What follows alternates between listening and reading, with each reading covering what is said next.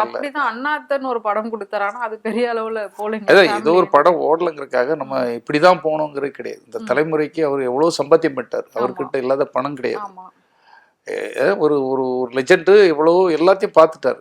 அப்போ இந்த காலகட்டத்தில் ரசிகர்களுக்கு இப்படிதான் விரும்புவாங்கன்னு நம்ம ஒரு ஒரு முடிவுக்கு வரக்கூடாது. நல்ல என்டர்டெயின்மெண்ட் படங்கள் அவங்க நினைச்சாலாம் கொடுக்க முடியும்.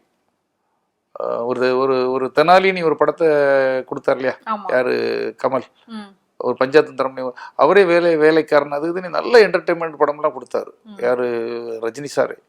அவர் அந்த மாதிரி ஒரு ரூட்டுக்குள்ளெல்லாம் வந்து ஃபேமிலிலாம் ரசிக்க வைக்கிற மாதிரி, குடும்பங்கள் குழந்தைகள் எல்லாம் நல்லா ரசிக்க, வன்முறை இந்த கதைகள், டபுள் மீனிங், வேற இல்லைன்னா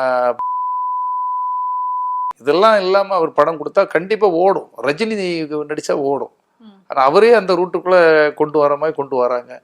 அதெல்லாம் பார்க்கும்போது தான் நமக்கு கஷ்டமா. நம்ம இப்போ நான் அதை சொன்னோம்னா இவர் அப்டேட்டில் இல்லைம்பாங்க என்ன.